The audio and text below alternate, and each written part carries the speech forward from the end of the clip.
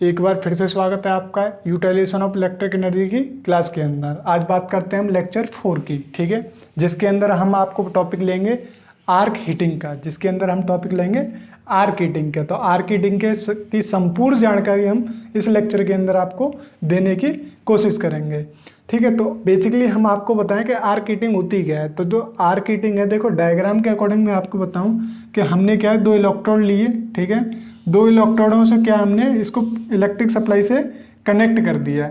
इसको हमने क्या किया, जब हमने इसको इलेक्ट्रिक सप्लाई से कनेक्ट किया, ठीक है, तो क्या होता है कि हमारा आर्क उत्पन्न होता है। यहाँ पे क्या है, आर्क उत्पन्न होता है इलेक्ट्रोडों में। तो जो आर्क उत्पन्न होता है वो चार्ज के सतह के ऊपर होता है, चार्ज के सतह के ऊपर होता है। अर्थात हम ये भी कह सकते हैं कि जो हमारे आर्क उत्पन्न होती है वो मतलब चार्ज के कांटेक्ट में ही होती है, संपर्क में ही होती है, जिससे हमारा क्या है कि जो वस्तु में गर्म करनी होती है वो वस्तु हमारी रेडिएशन या कन्वेक्शन मेथड द्वारा गर्म हो जाती है। तो इस प्रकार हमारी क्या है, आर्क हीटिंग की बात होती है। दूसरी हम प्रॉपरली अगर बात करें तो आर्क हीटिंग जो है वो इस सिद्धांत पर वर्क करती है कि वो इस सिद्धांत पर वर्क करती है कि यदि किसी एयर गैप के समांतर में, ठीक है, हाई वोल्टेज लगा दी जाए। जैसे कि हमने क्या किया, एयर गैप है इलेक्ट्रॉन में, तो उसके क्या है, हमने एक समांतर में क्या किया, हमने एक हाई वोल्टेज लगा दिया जाए। तो क्या होता है कि इलेक्ट्रोस्टैटिक फोर्स के कारण जो हमारे एयर गैप में जो एयर है, क्या है, एयर गैप के अंदर जो एयर है, ठीक है, वो हमारी क्या हो जाती है, आयनीकृत हो जाती है। क्या हो जाती है, आयनीकृत हो जाती है हमारी एयर, ठीक है। जिससे क्या होता है कि हमें क्या मिल जाता है, वो कंडक्टर माध्यम मिल जाता है, ठीक है, हमें कंडक्टर मीडियम मिल जाता है, ठीक। तो जिससे हम क्या होता है कि हमारी जो चार्ज है उसमें इलेक्ट्रिक करंट फ्लो होने लग जाता है। लेकिन आर्क हीटिंग के अंदर क्या है, चार्ज ही आपकी इलेक्ट्रिक करंट होती है।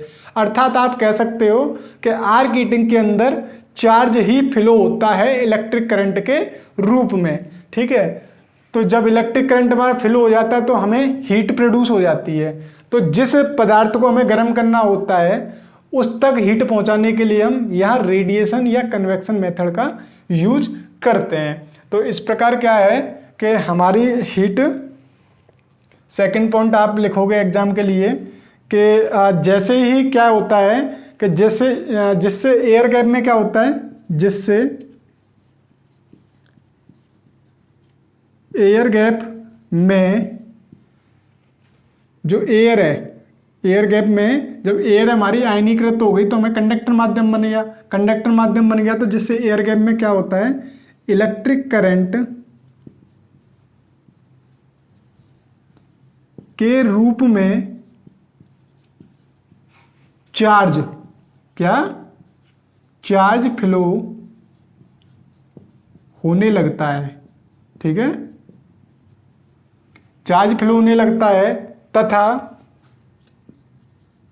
तथा हीट हम रेडिएशन एंड कन्वेक्शन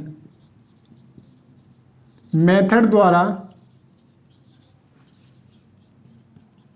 प्रोवाइड करते हैं, ठीक है। क्या करते हैं हम, प्रोवाइड करते हैं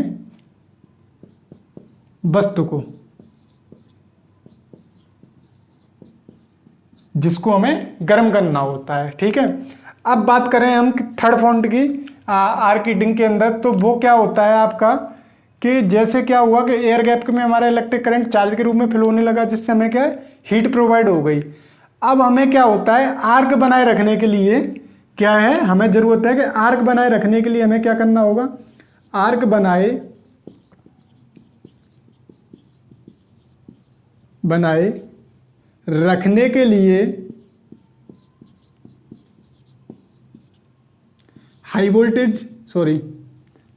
लो वोल्टेज की आवश्यकता होती है, ठीक है, लो वोल्टेज की आवश्यकता होती है।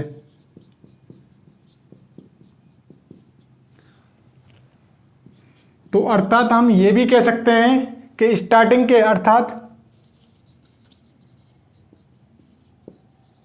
स्टार्टिंग में हमें आर्क उत्पन्न करने के लिए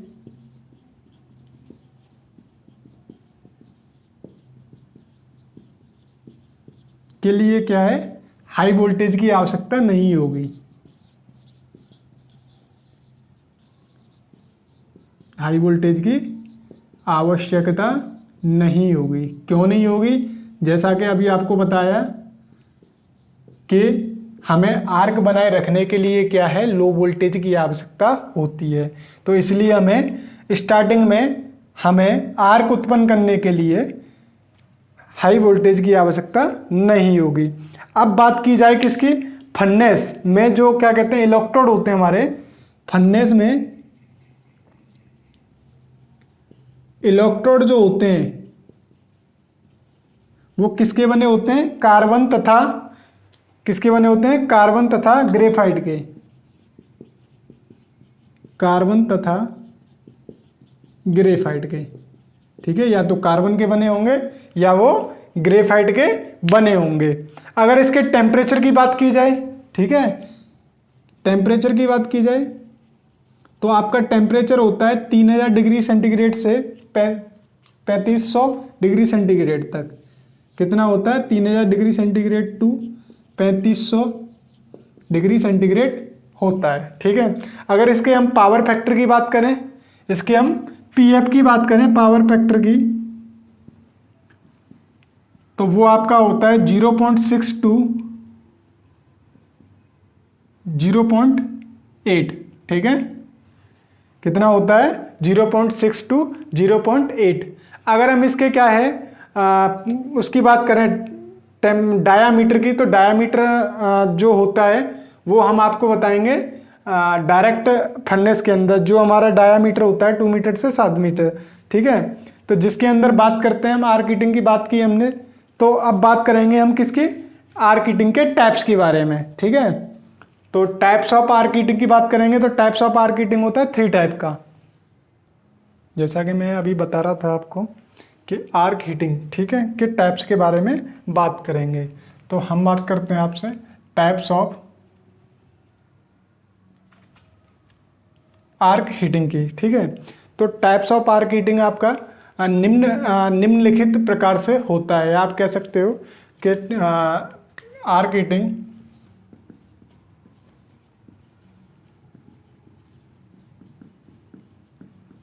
निम्न प्रकार, आर्क हीटिंग को निम्न प्रकार से वर्गीकृत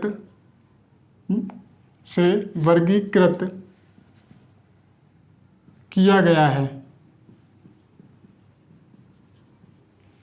फर्स्ट आपका क्या है, डायरेक्ट आर्क हीटिंग, ठीक है, क्या है, डायरेक्ट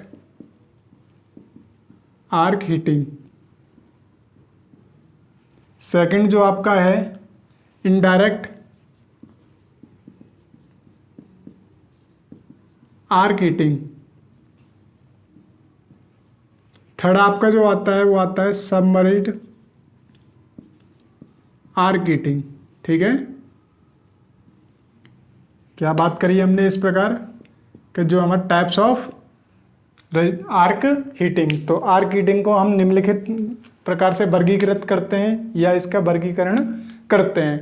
तो मेनली जो वर्गीकरण किया गया 3 टाइप से किया गया। Number 1 direct arc heating, second आपको बताया गया इनडायरेक्ट आर्क हीटिंग, थर्ड जो बताया गया है वो आपको बताया गया सबमर्ज्ड आर्क हीटिंग। तो थोड़ी थोड़ी हम बात कर लेते हैं कि डायरेक्ट आर्क हीटिंग क्या होती है, ठीक है। तो डायरेक्ट आर्क हीटिंग क्या होती है, मैं आपको बताऊं कि डायरेक्ट आर्क हीटिंग में जो आर्क है वो इलेक्ट्रोड के और चार्ज के मध्य में आर्क को उत्पन्न करते हैं, ठीक है। इलेक्ट्रोड और चार्ज के मध्य में इलेक्ट्रोड व चार्ज के मध्य में आर्क को उत्पन्न करते हैं। इनडायरेक्ट के अंदर क्या होता है कि जो चार्ज है, ठीक है, जो आर्क है हमारी वो इलेक्ट्रोड के से नीचे तथा चार्ज की ऊपरी सतह पर उत्पन्न करते हैं, तथा सबमर्ज्ड जो है वो एक डायरेक्ट आर्क हीटिंग ही है एक तरीके की, ठीक है। तो इस प्रकार हम बात करेंगे स्पेशली डायरेक्ट आर्क हीटिंग की, ठीक है। किसकी बात करेंगे, डायरेक्ट आर्क हीटिंग की। तो जैसा कि मैंने आपको बताया था कि डायरेक्ट आर्क हीटिंग जो फर्नेस है, जैसा कि मैंने अभी बता रहा था डायरेक्ट आर्क फर्नेस के बारे में, तो डायरेक्ट आर्क फर्नेस के क्या होता है कि डायरेक्ट आर्क फर्नेस में हम बात करें डायरेक्ट आर्क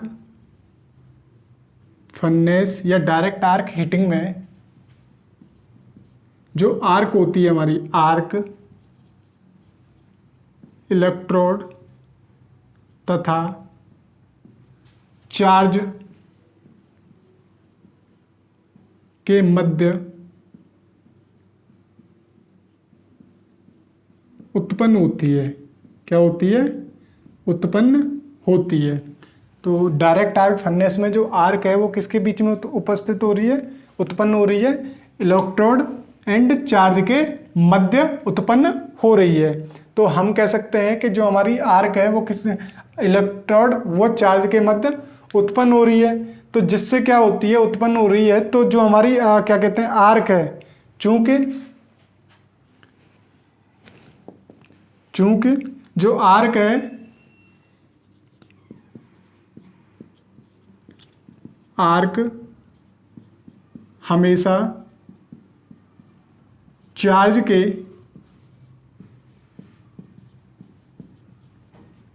संपर्क में रहती है, ठीक है, रहती है तथा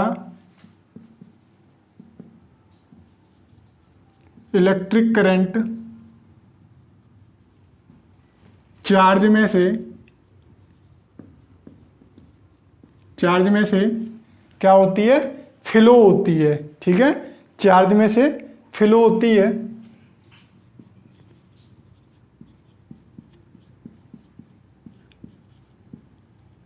जिसके कारण क्या होता है कि चार्ज के अंदर हमारी टेम्परेचर अधिक मात्रा में उत्पन्न होता है, जिसके कारण टेम्परेचर, तापमान अधिक मात्रा में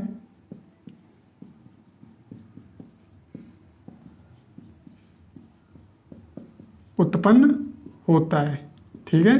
तो इस प्रकार हमारा क्या है, डायरेक्ट आर्क फर्नेस में हमारी हीट प्रोड्यूस हो गई, ठीक है। तो ये तो बात की हमने डायरेक्ट आर्क फर्नेस की, कि मतलब डायरेक्ट आर्क फर्नेस हमारा किस तरह से नॉर्मली बिहेव करता है, ठीक है। अब बात करें हम types of direct arc furnace की, ठीक है। तो डायरेक्ट आर्क हीटिंग के अंदर या फर्नेस के हीटिंग के अंदर जो हमारी फर्नेस भट्टी यूज़ की जाती है वो कितने प्रकार की होती है, ठीक है। तो तली के आधार पर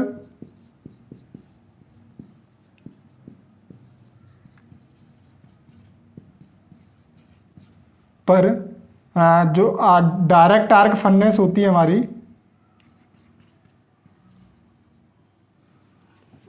फर्नेस दो प्रकार की होती है।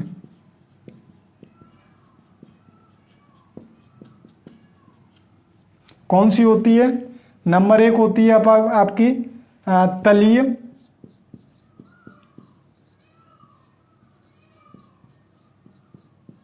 चालकीय। सेकंड आपकी होती है तलीय अचालकीय, ठीक है।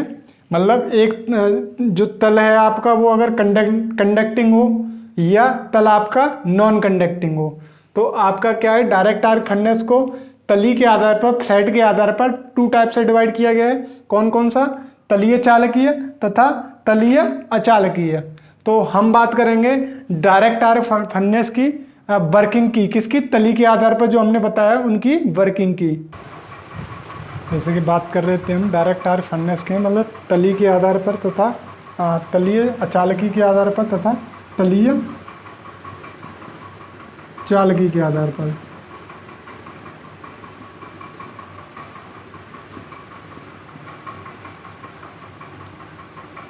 तो मैंने ये डायग्राम आपको बताया है। देखो इसके अंदर ये जो है वो आपका है इलेक्ट्रोड। क्या है?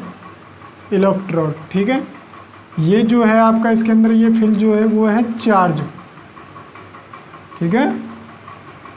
अब ये यहाँ पे क्या है, आर्क उत्पन्न होता है, ठीक है। ये हमारा क्या है, आर्क उत्पन्न होता है, आर्क, ठीक है। ये हमारी पावर सप्लाई, ठीक है।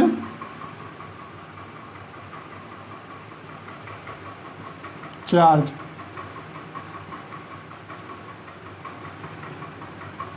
आर्क, इलेक्ट्रोड, ठीक है।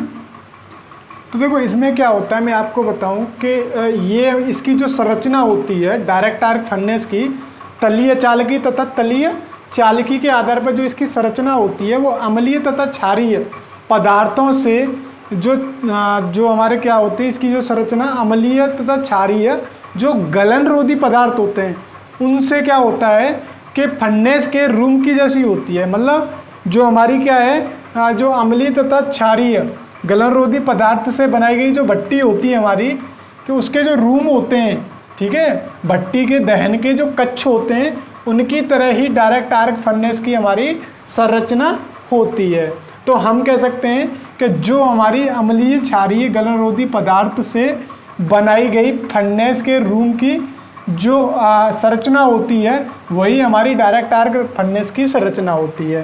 तो कैसी संरचना होती है कि इसके अंदर क्या होता है कि दो इलेक्ट्रॉनों को हम पावर सप्लाई देते हैं तथा पावर सप्लाई देते हैं तो क्या होता है कि एक हमारा अर्धचालकीय गोलाकार बॉक्स होता है जिसके अंदर हम चार्ज को फिल करते हैं। तो ये हमारा जो है वो क्या है, अर्धचालकीय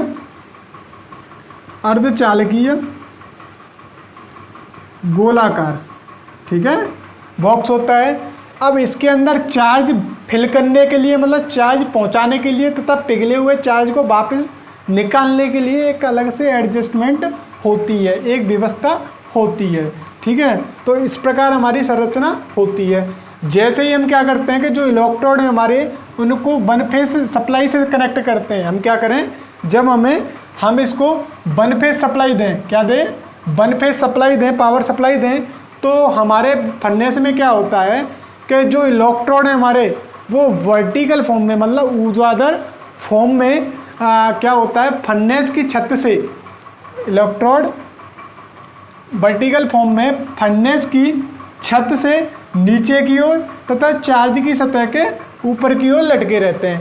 देखो चार्ज की सतह हमारी कौन सी है, ये जो मैंने आपको देखो डॉटेड किया हुआ है, ये तो हमारी क्या है, चार्ज की सतह है, चार्ज की सतह, ठीक। अब ये हमारी क्या है, पावर सप्लाई जो है वो वर्टिकल डायरेक्शन में इलेक्ट्रोड लटके हुए हैं।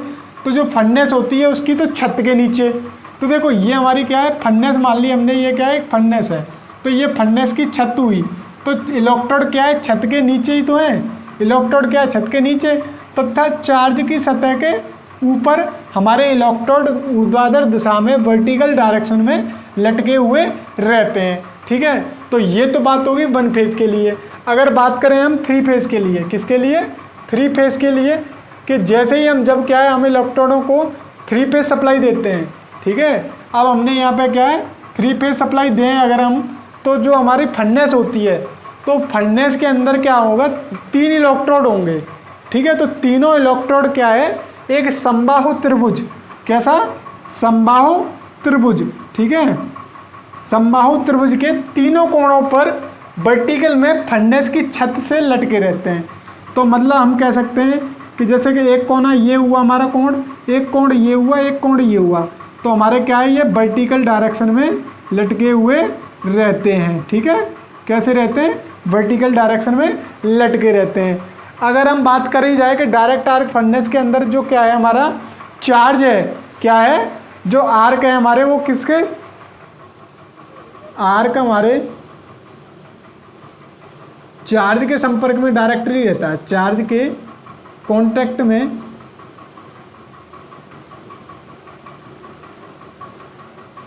डायरेक्टली रहता है, ठीक है। तो जिससे क्या होता है, चार्ज में से इलेक्ट्रिक करंट फ्लो होती है, ठीक है, होती है। अब सिंपल सी बात आप खुद जानते हो कि जब कोई किसी के संपर्क में रहे, जब कोई किसी के कांटेक्ट में रहे, ठीक है, डायरेक्टली हमेशा रहे, तो क्या होगा, उस जगह पे हमारे टेम्परेचर क्या होगा, एक्स्ट्रा हाई टेम्परेचर में प्राप्त होगा। तो चार्ज में आर्क के द्वारा एक्स्ट्रा हाई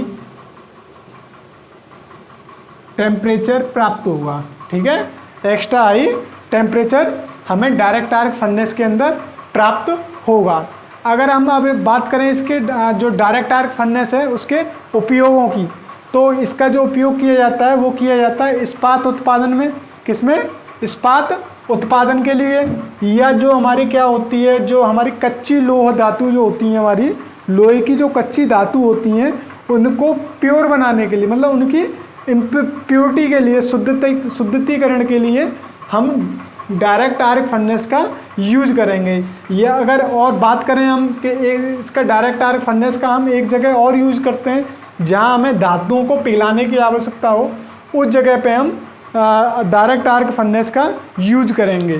ठीक है, तो इस प्रकार मैं उपयोगों को लिख देता हूँ, जैसा कि मैंने अभी आपको बोला कि मैं उपयोग लिख देता हूँ। ठीक है, तो जैसे कि इस्पात उत्पादन में लोहे की कच्ची धातु को शुद्ध करने में तथा धातु को पिघलाने के लिए हम क्या है, डायरेक्ट आर्क फर्नेस का यूज करते हैं। ठीक है, अब कुछ बात करते हैं कि डायरेक्ट आर्क फर्नेस की स्पेशल कुछ कंडीशन होती हैं।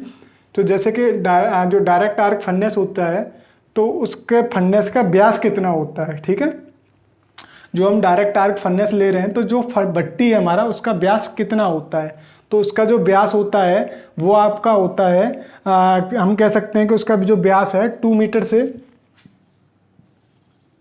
से 7 मीटर, ठीक है, तक आपका फर्नेस का व्यास होता है। अगर बात की जाए जो फर्नेस कैपेसिटी, मतलब डायरेक्ट आर्क फर्नेस की जो कैपेसिटी होती है वो आपकी होती है 3 टन से, कितनी होती है, 3 टन से 100 टन तक।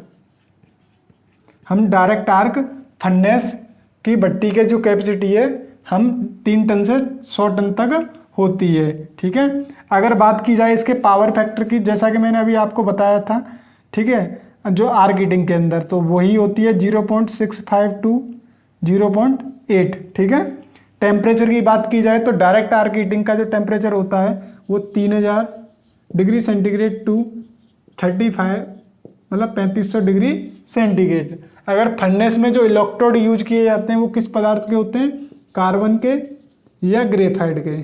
ठीक है, या ग्रेफाइट।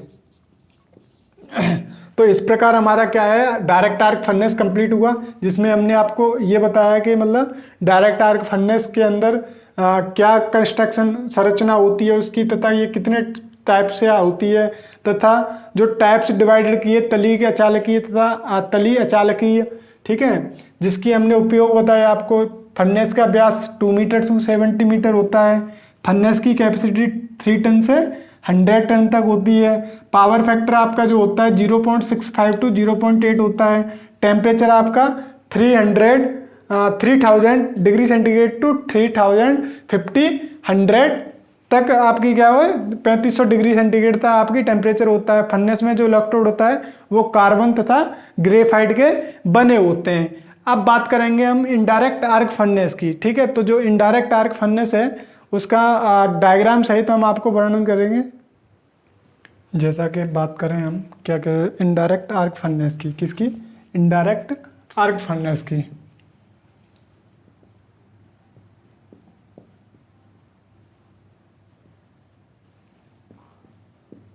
तो इनडायरेक्ट आर्क फर्नेस में जैसे कि डायग्राम से सबसे पहले हम समझते हैं कि जो ये हमारी है वो है आर्क।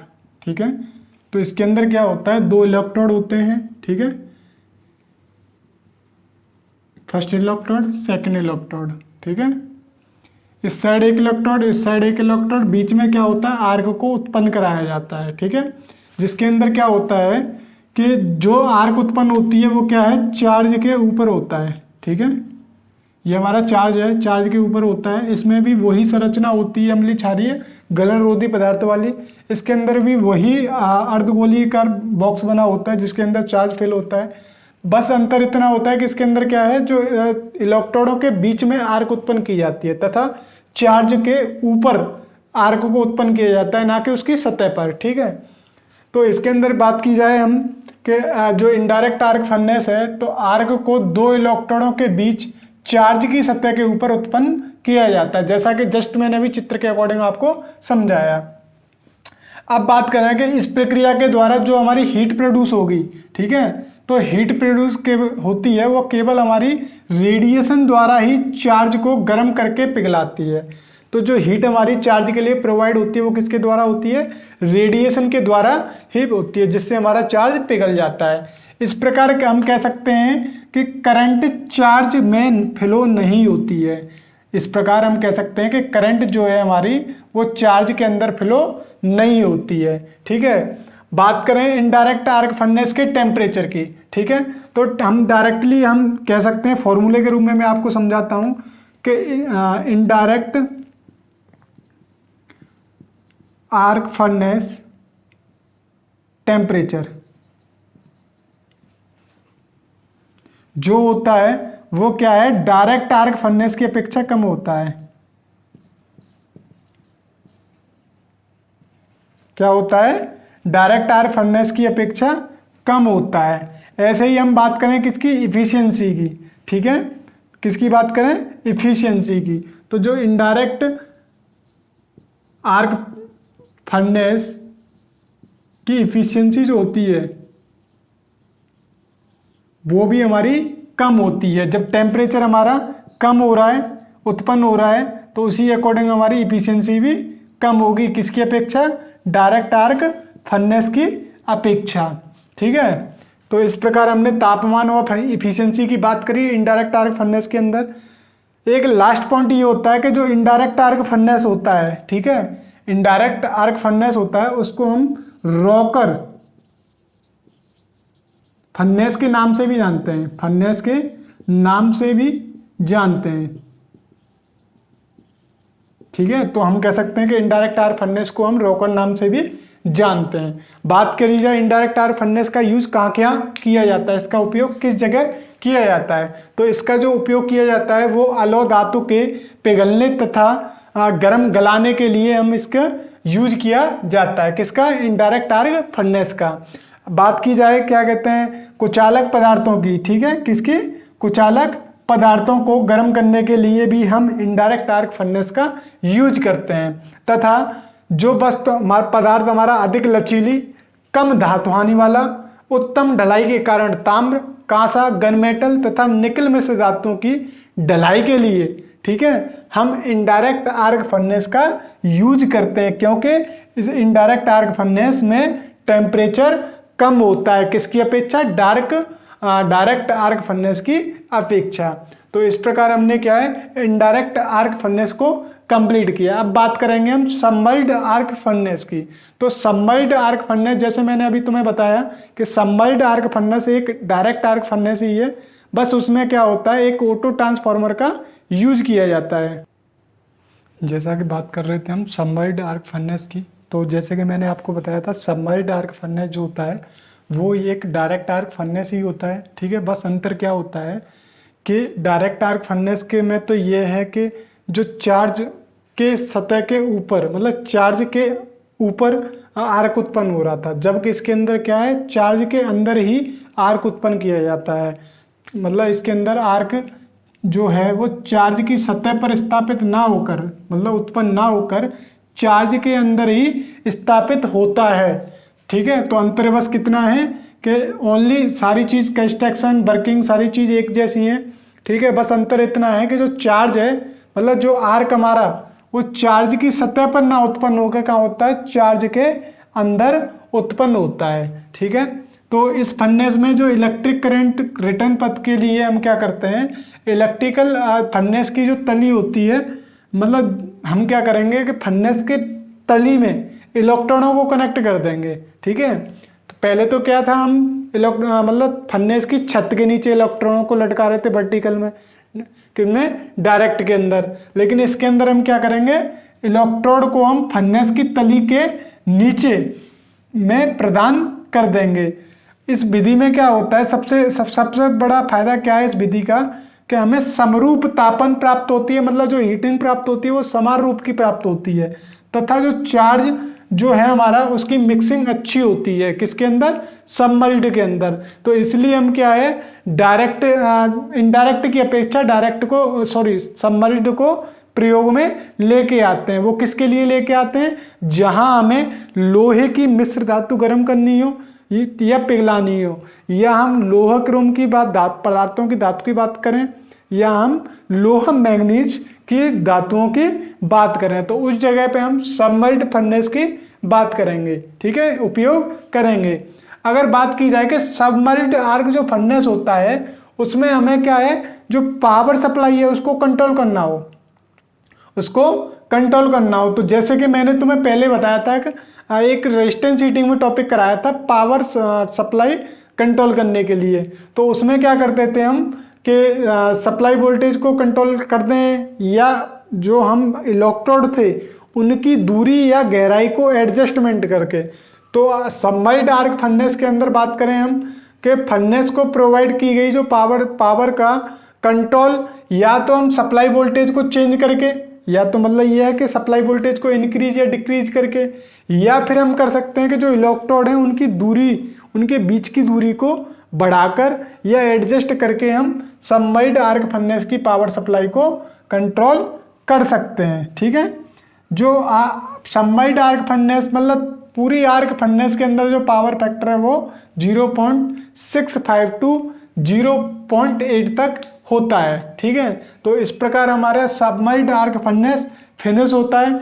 अब बात करेंगे हम क्या कहते हैं, जो हमारी आर्क फर्नेस है, तो आर्क फर्नेस के अंदर power supply for arc furnace, मतलब आर्क फर्नेस के लिए पावर सप्लाई की। तो इस प्रकार हम बात कर रहे थे power supply for arc furnace की। तो आर्क फर्नेस के लिए हमें क्या है, लो वोल्टेज व लो करंट की पावर सप्लाई की आवश्यकता होती है। हमें आर्क फर्नेस के लिए क्या है, लो वोल्टेज व लो करंट पावर सप्लाई की आवश्यकता होती है, जिसके निम्न कारण है हमारे। तो पहला कारण हमारा क्या है कि सबसे पहले जो हीटिंग इफेक्ट है हमारा, हीटिंग इफेक्ट जो है वो करंट के स्क्वायर के प्रोपोर्शनल होता है, ठीक है। तो जिससे क्या होता है, हमें हाई करंट की आवश्यकता होती है। तो अर्थात हम कह सकते हैं कि H प्रोपोर्शनल आई स्क्वायर, ठीक है, H प्रोपोर्शनल आई स्क्वायर, ठीक है। तो जिससे क्या होता है हमारा कि अगर हमें हीट ज़्यादा चाहिए, हमें तापन प्रभाव हमें ज़्यादा चाहिए, तो आई स्क्वायर भी हमें हाई करंट भी, मतलब करंट की आवश्यकता भी हमें ज़्यादा चाहिए। अगर हमारी हीट बढ़ेगी तो करंट भी बढ़ेगी। तो इसका मतलब ये है ये दोनों पैरेलल में चलती हैं, ठीक है। तो इसलिए हमें क्या है कि अगर हमें टेम्परेचर ज़्यादा चाहिए तो हमें करंट भी ज़्यादा बढ़ाना पड़ेगा। बात करते हैं सेकंड कारण की। तो हाई वोल्टेज से क्या होता है कि इलेक्ट्रोड एवं चार्ज के मध्य में, हाई वोल्टेज से क्या होता है कि इलेक्ट्रोड एवं चार्ज के मध्य में हाई वोल्टेज ग्रेडियंट उत्पन्न होता है। जैसे ही हम हाई वोल्टेज से इलेक्ट्रोड और चार्ज को कनेक्ट करते हैं तो क्या होता है, हमारे इनके मध्य में एक ग्रेडियंट उत्पन्न हो जाता है, हाई वोल्टेज का एक ग्रेडियंट उत्पन्न हो जाता है, एक बाधा उत्पन्न हो जाती है। जिस ग्रेडियंट के कारण क्या होता है कि वातावरण में जो उपस्थित हमारी नाइट्रोजन है आयनोनाइड हो जाती है। नाइट्रोजन हमारी क्या हो जाती है, आयनोनाइड हो जाती है। तो नाइट्रोजन आयनोनाइड होने से क्या होता है, जिसे ये चार्ज ग्रहण कर लेता है, इस आयनोनाइड को हमारा चार्ज ग्रहण कर लेता है। इसके ग्रहण करने से क्या होता है कि हमारी नाइट्रेटाइडिंग प्रभाव के कारण चार्ज इम्ब्रिलमेंट होने लगता है। हमारा क्या होता है, चार्ज हमारा इम्ब्रिलमेंट हो जाता है, ठीक है, जो हमारे पावर आर्क फर्नेस के लिए बहुत ही हानिकारक होता है। बात करते हैं हम थर्ड का कारण की कि हमारे आर्क फर्नेस के लिए जो लो वोल्टेज और लो करंट पावर सप्लाई की आवश्यकता है। तो उसका थर्ड कारण क्या है हमारा कि जो हमारी high current and low voltage से जो हमारे इलेक्ट्रोड वो एंड चार्ज को हम पास रख सकते हैं।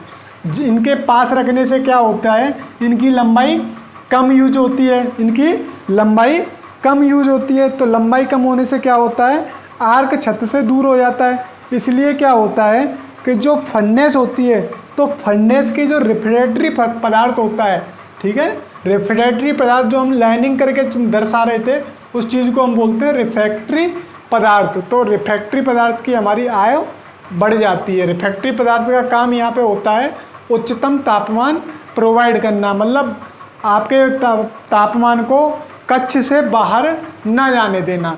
तो इस प्रकार हमारा यहाँ पे आर्क फर्नेस कंप्लीट होता है। नेक्स्ट लेक्चर में हम पढ़ेंगे इंडक्शन आर्क फर्नेस, ठीक है, इंडक्शन हीटिंग।